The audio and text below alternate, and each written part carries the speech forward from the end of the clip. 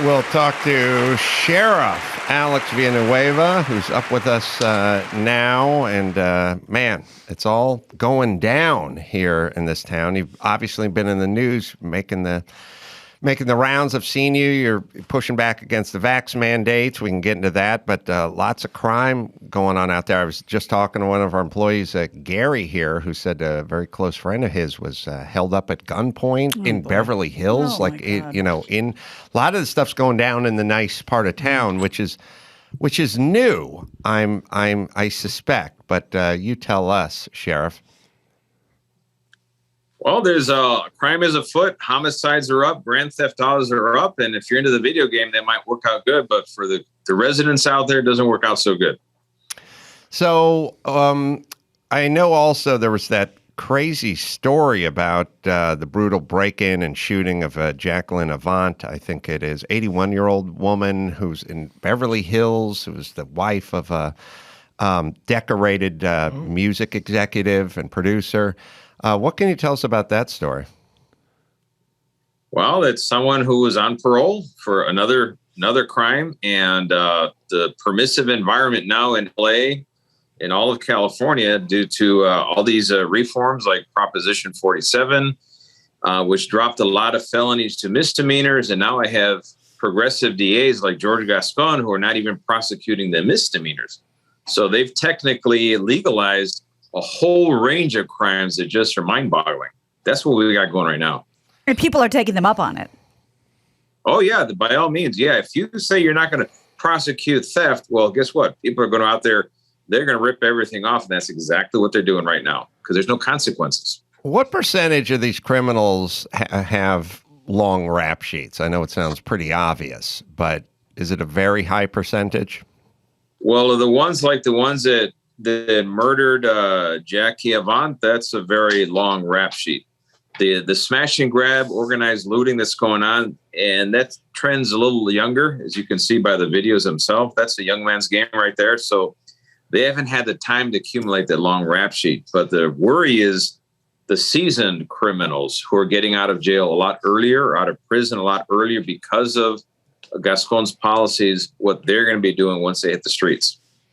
I know we're constantly trying to walk this fine line of, well, we don't want to lock up low-level offenders for low-level drug charges, or we don't want people in prison that don't pose a threat to the public.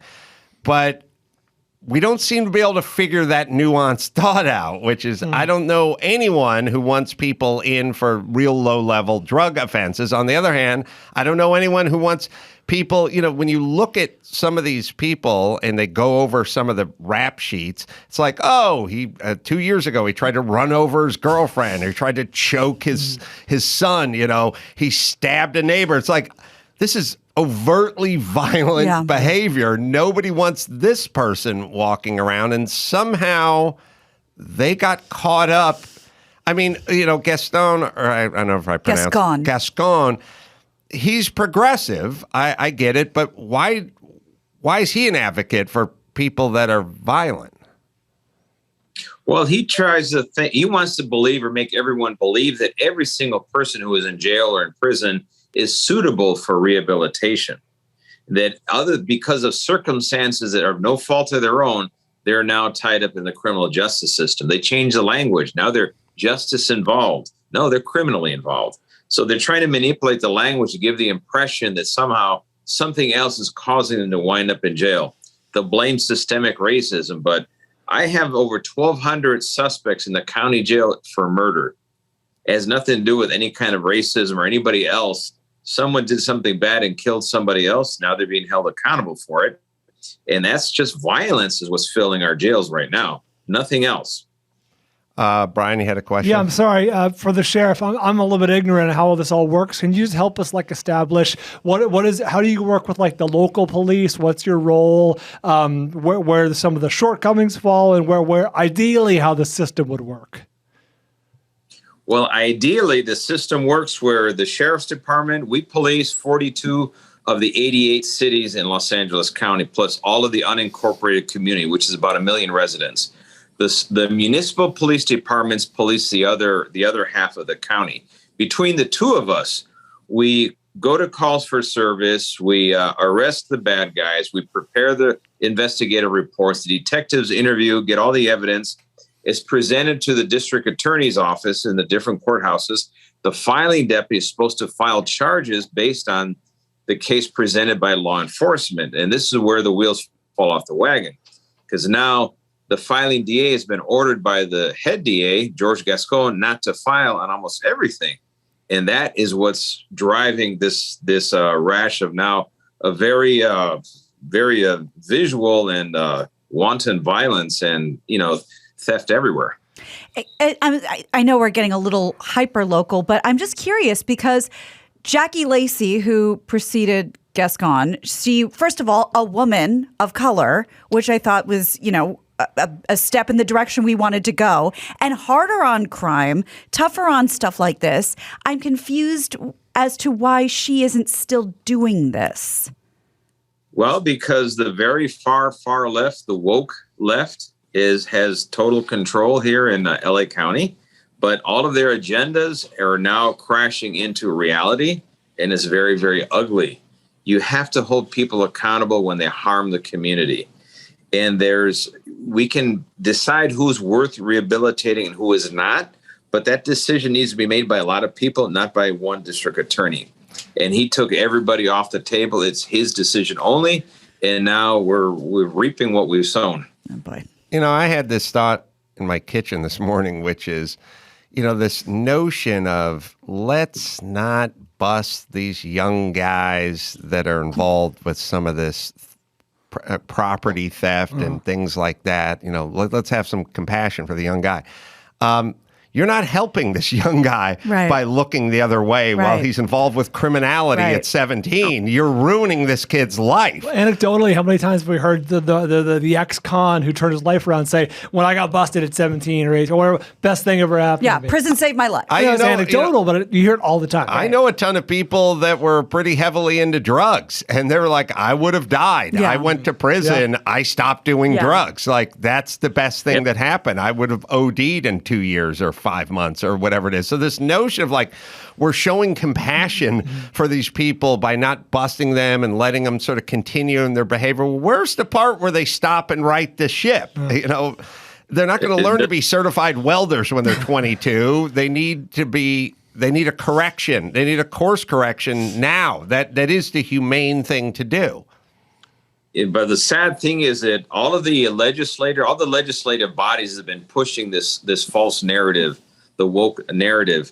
It's basically the ultimate form of virtue signaling. We want to demonstrate how compassionate we are by not incarcerating anybody, because for them, they call it harm reduction.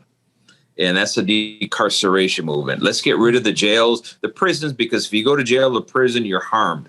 But of course, it obliviates the fact that crime harms victims. Right. And that part, they never got that memo. That's pretty ironic to call it harm reduction when everyone's getting robbed and stabbed. And by the way, the other thing I was thinking about, but the sheriff will know more.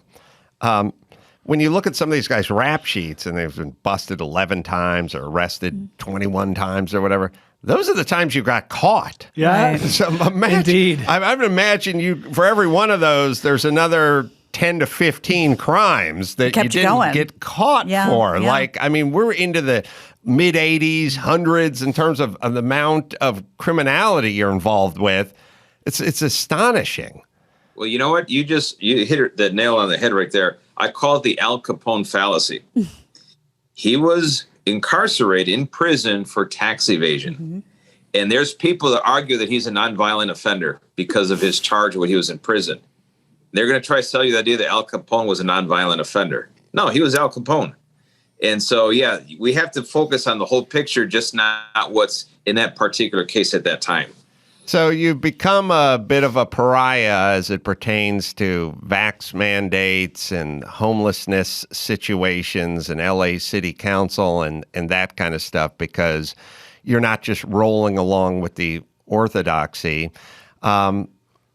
Tell us about your relationship with the LA City Council or Gavin Newsom, and I want to talk about the whole homeless Venice situation that you made some news a couple of months ago. Can we speak to that? Well, we have some city councilmen that are trying. They're struggling because they're dealing with the same orthodoxy that I'm seeing. But I'm not married to it. If it's not working, I will point out that's a failure. That's why I labeled the architects of failure, and everybody got all upset about that, but it's a grim reality. How do you spend $6.5 billion in 10 years and see the problem more than double in size? That is just astonishing.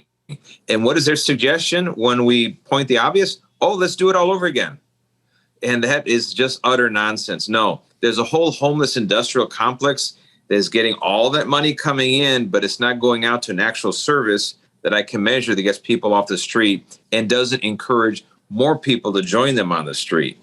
So Venice is a prime example of a failure of a city councilman, Bonin. But now we're working in another district where the city councilman is now actually working with us. So we're partnered together, the city and the county.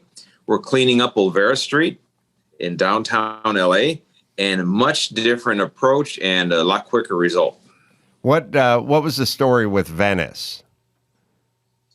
Venice was where Mike Bonin, the city councilman, decided that he did not want anybody to enforce anything on homeless encampments. And the encampments exploded during the pandemic, and they took over literally the entire boardwalk from one side to the other, more than half a mile of homeless tents.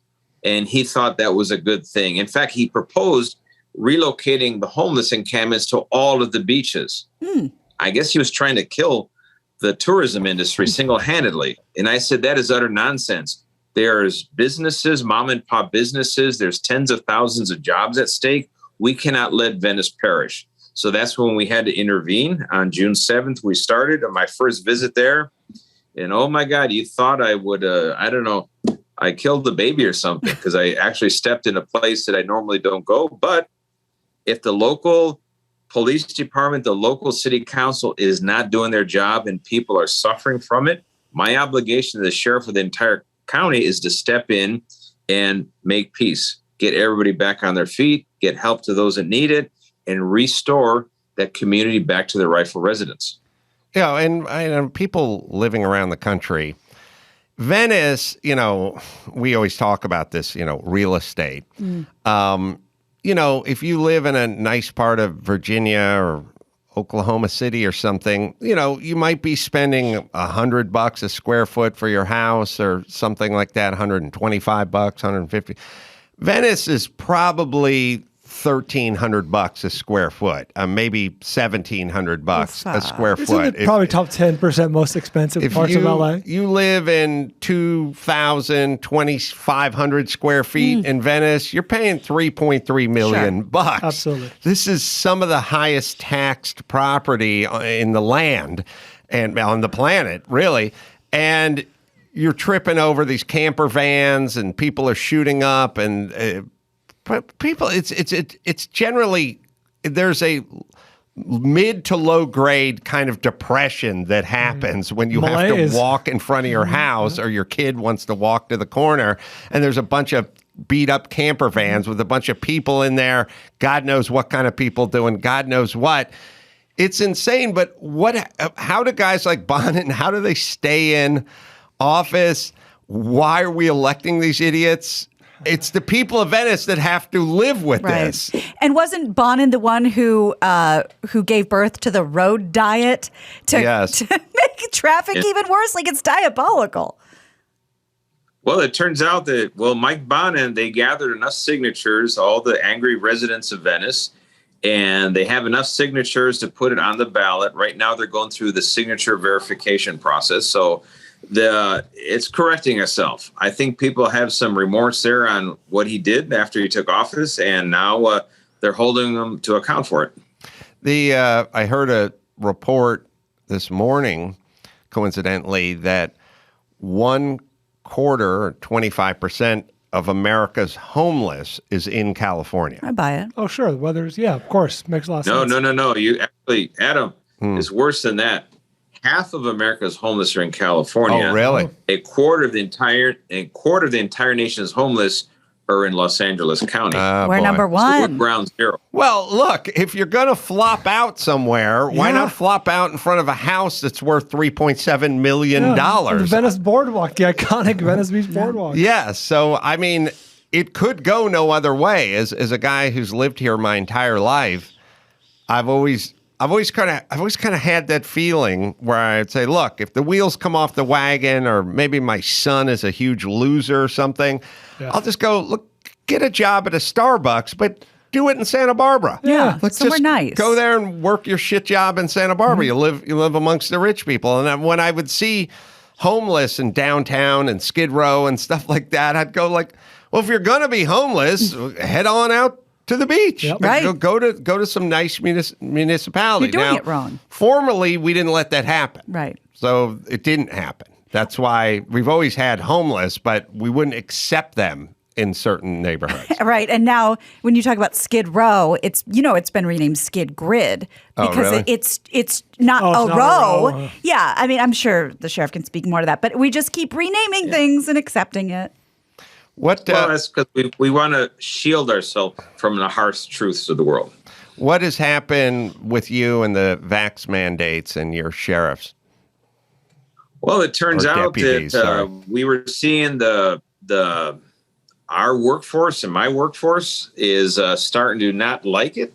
For example, the science. I'm not in disagreement with the science. I'm vaccinated myself. We're encouraging all of our employees to be vaccinated. However, I believe it's a personal medical decision that each person has to make between themselves, their family, and their doctors.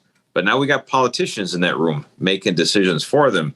And I think that's inappropriate. We are going to do weekly testing or vaccination, one of the two, and I'm accommodating both groups. And I think that's responsible, but I stand to lose. I have 1,600 seasoned veterans with over 28 years of service that can just walk away and say, I'm done, I'm out of here. It's a business decision. And I cannot replace them. This is not And the so time. I'm the most understaffed law enforcement agency in the entire nation as my starting point. So when I say this will harm public safety, I can say it honestly. 20% increase already in early retirements applications, 22% increase in workers' comp claims.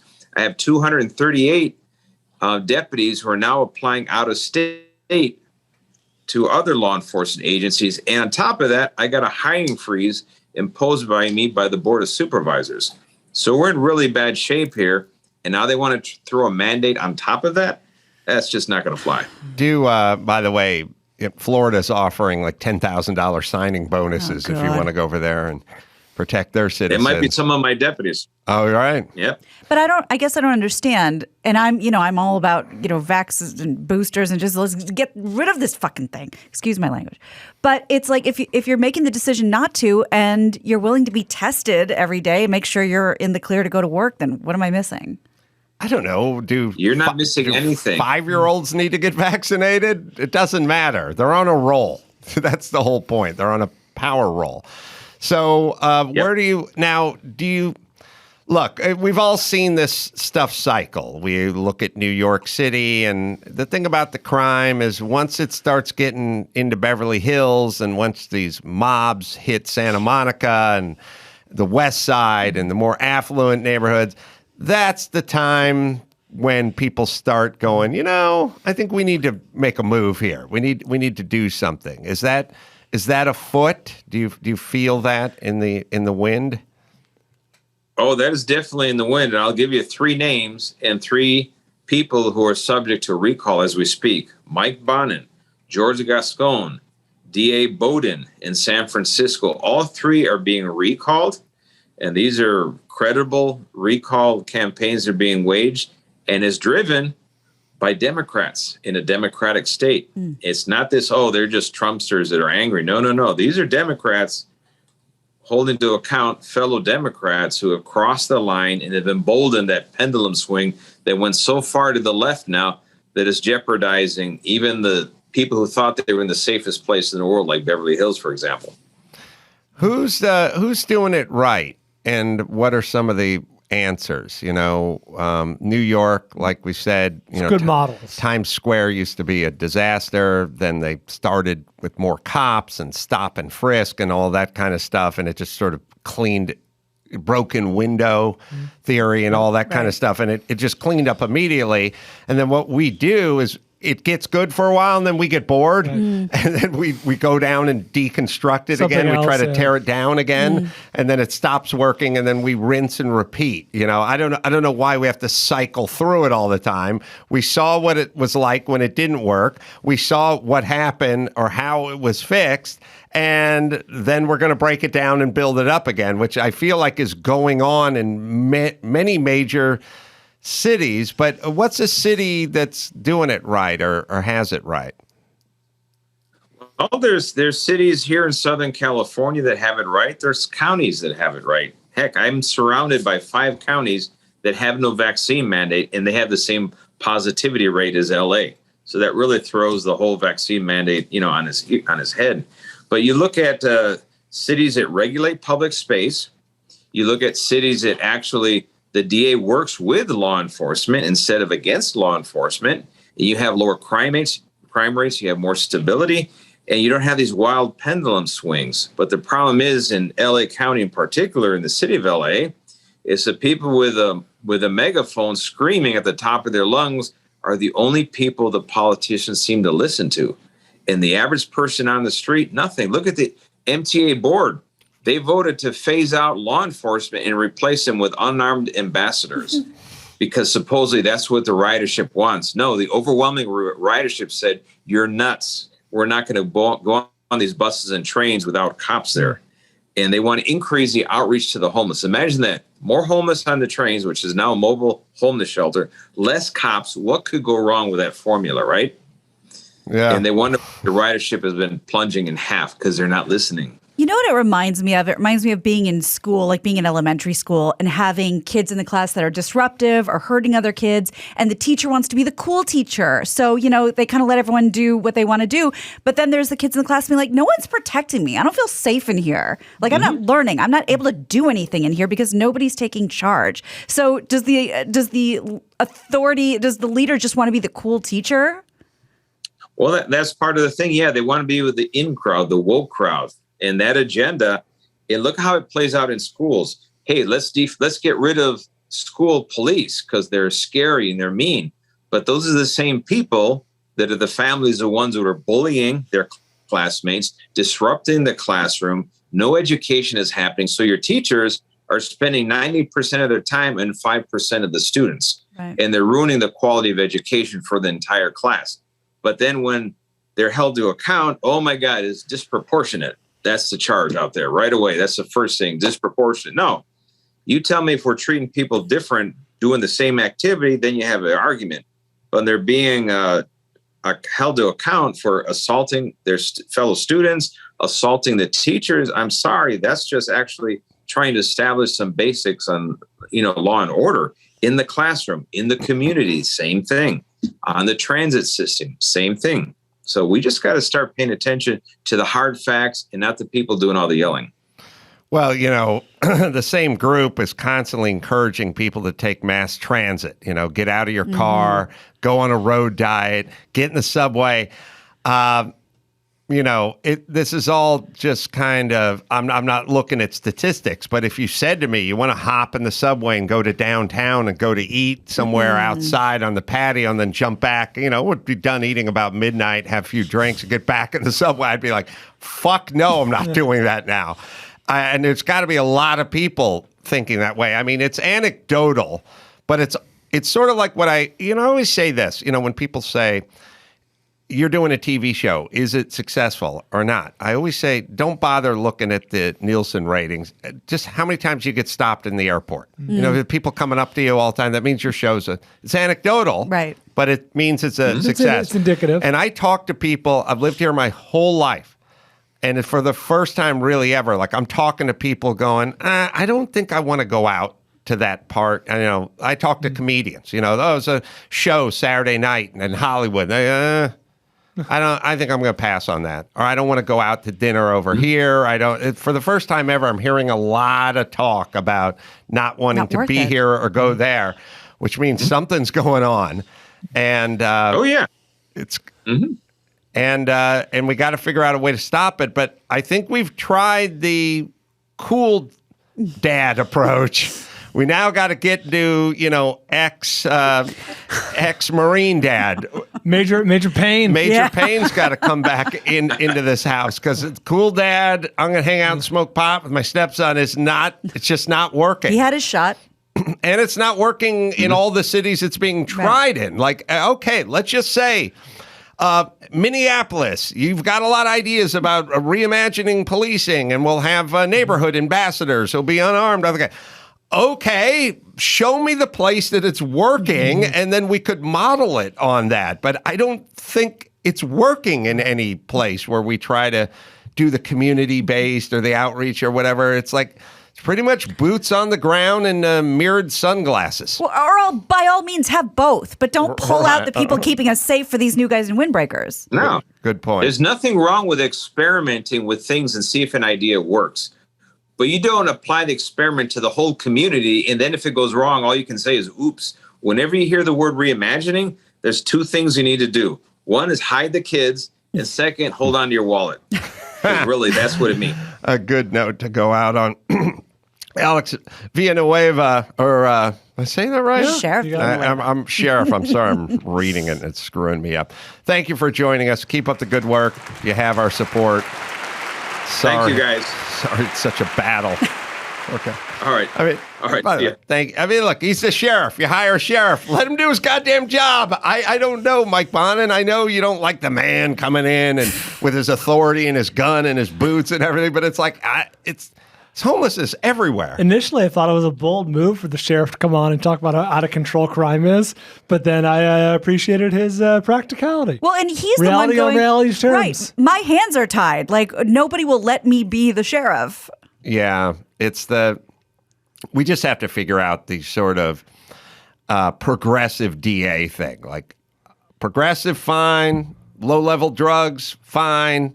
Guys with long rap sheets with criminal behavior and violence, not fine. Just nuance it a little bit. It's interesting because I'm not saying they're the same, or I'm not even saying what their politics are. I'm just saying if it's all about diversity, and we got rid of Jackie Lacey, who was pretty tough on crime, and Larry Elder was a non-starter, I'm just confused as to what we're actually looking for. I think it's like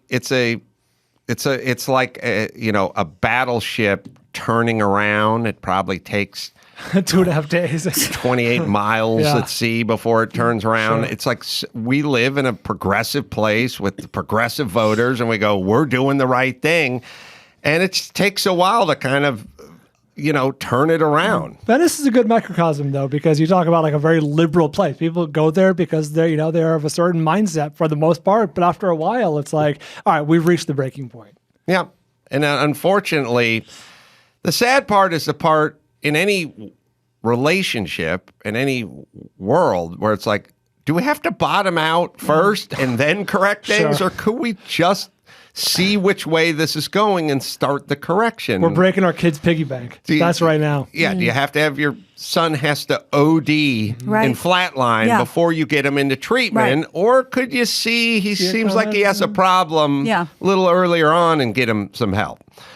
I grew up in Mendocino County, so that was like the big city. I grew up in a town of 700, dirt road, 3 Jews, the 3 Jewish families, which no shit was my dad's a psychiatrist, the other Jewish dude was a lawyer, and the other one was a fucking judge. It was like it was a town of rednecks and Mexicans, and they imported a bunch of like bearded Jews from New York to sort of run various pillars in the community.